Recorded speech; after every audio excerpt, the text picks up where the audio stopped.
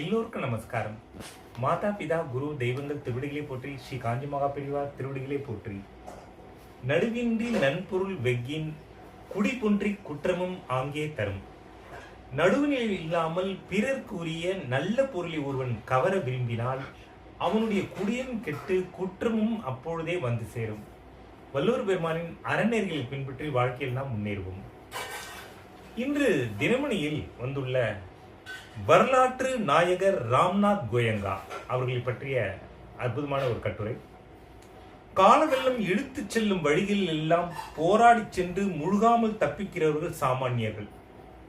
அந்த வெள்ளத்திலேயே எதிர்நீச்சல் அடித்து சாதனை படைப்பவர்கள் மாமனிதர்கள்.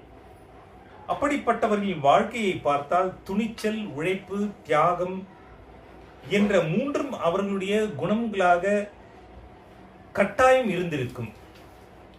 இந்தியன் எக்ஸ்பிரஸ் பத்திரிகை குழுமத்தின் நிறுவனர் அதன் தலைவரான ராம்நாத் கோயங்கா அத்தகைய மாமனிதர். அவரை பற்றி இன்று நாம் காண்போம்.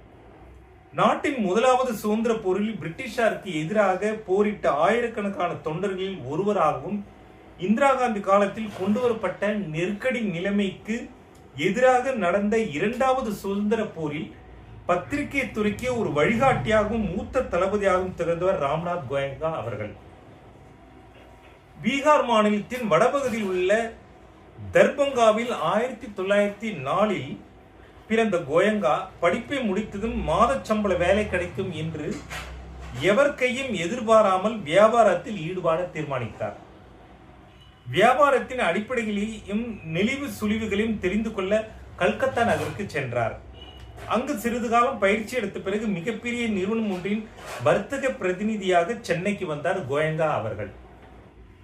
சென்னைக்கு வந்தவர் தன்னுடைய வேலையை மட்டும் பார்த்து கொண்டு சுகபோகமாக வாழ்ந்திருந்திருக்கலாம். ஆனால் அப்படி அவர் செய்யவில்லை.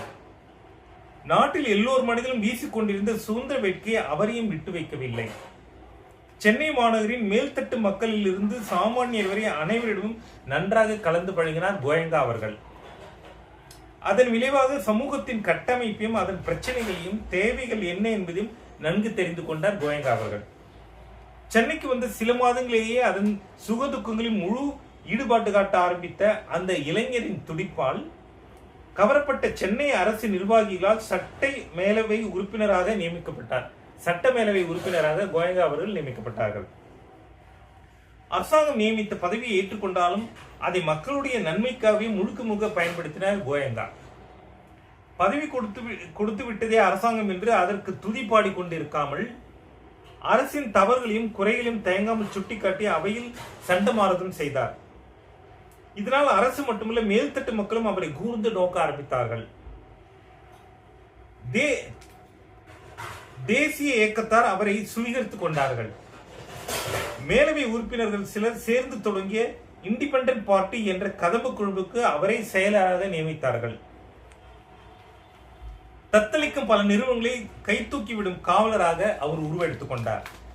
நிதி உதவியும் இதர ஆலோசனைகளும் தேவைப்பட்ட நிறுவனங்கள், அமைப்புகளுக்கு தன்னுடைய வியாபார தொடர்புகளை பயன்படுத்தினார். தேசிய எழுச்சி கொண்ட பத்திரிகைகளுக்கு உதவுவதை தன்னுடைய கடமையாக கருதினார். அந்த வகையில் தான் டி. பிரகாசத்தின் ஸ்வராஜ் யாவுக்கும், எஸ். சதானந்தத்தின் இந்தியன் எக்ஸ்பிரஸ் நாளிதழுக்கும் உதவிகளை செய்து வந்தார். 1936 October 26 the Indian express Dinamani ஆகிய நாளேடுகளின் பெரும்பான்மை பங்குதாரராகவும் உரிமையாளராகவும் ஆனார் ராம்நாத் கோயங்கா அவர்கள்.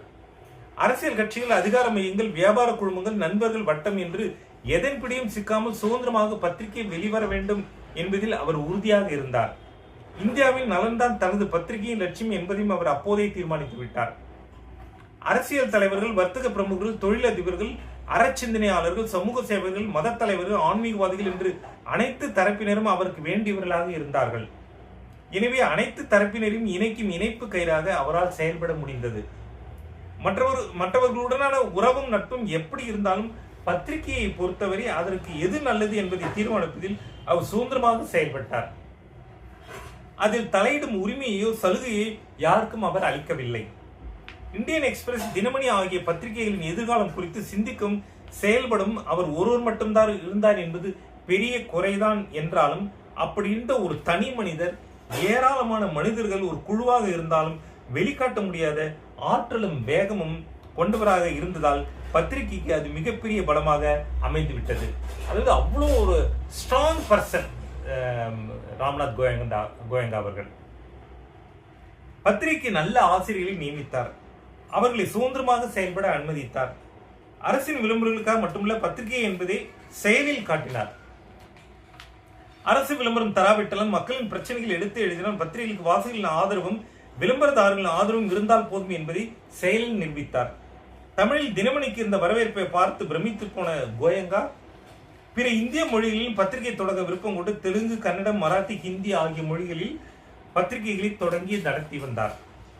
அதிகாரமும் பதவியும் உள்ளவர்கள் எத்தனைதான் அச்சுறுத்தினாலும் தான் நினைப்பது சரி என்று பட்டுவிட்டால் அதை செய்து முடிக்காமல் ராம்நாத் கோயங்கா இருந்ததில்லை. அதே சமயம் நண்பர்களிடத்தில் அன்பும் மதிப்பும் கொண்டு அவர்களுடைய பெரிய கோரிக்கைகள் முதல் சிறிய ஆசைகள் வரை அனைத்தையும் முடிந்தவரை நிறைவேற்றியவர் கோயங்கா அவர்கள். பத்திரிகை நடத்துவது லாபத்துக்காக மட்டுமே என்று எந்த நாளும் நினைத்தவர் அல்ல அவர். அதனாலேயே அவர் இன்னமும் இந்திய பத்திரிகை அதிபர்களுக்கு துருவநட்சமாக திகழ்ந்து கொண்டிருக்கிறார். கோயங்காவை அவருடைய குடும்பத்தினர் பத்திரிகை நிறுவன ஊழியர்களும் முழுதாக புரிந்து கொண்டிருப்பார்களா என்பது சந்தேகம்தான். அவருடைய ஆளுமையின் முழு பரிமாணம் உணரப்பட இன்னும் சில காலம் பிடிக்கும் என்றே தோன்றுகிறது. அவருடைய பிறந்த நாளை ஒட்டி, அதாவது இன்று ஏப்ரல் 18ஆம் நாள், அத்தகைய பெரும் மனிதரை, துணிச்சல் மிக்கவரை, தியாக மனப்பான்மை கொண்டவரை, நாட்டுக்காக உழைத்தவரை, பத்திரிகை தர்மத்தை காத்தவரை இன்று நாம் வணங்கி அவரை போற்றுவோம். அவருடைய அஞ்சா நெஞ்சம் நாமும் பெற்று நமது பாதையில், நமது தர்மத்தின் பாதையில் நாட்டுக்காகவும் தியாக மனப்பான்மையுடன் நாம் செயல்பட வேண்டும். அவரை இன்று போற்றி வணங்குவோம். ஜெய்ஹிந்த், வந்தே மாதரம், பாரத் மாதா கி ஜெய்.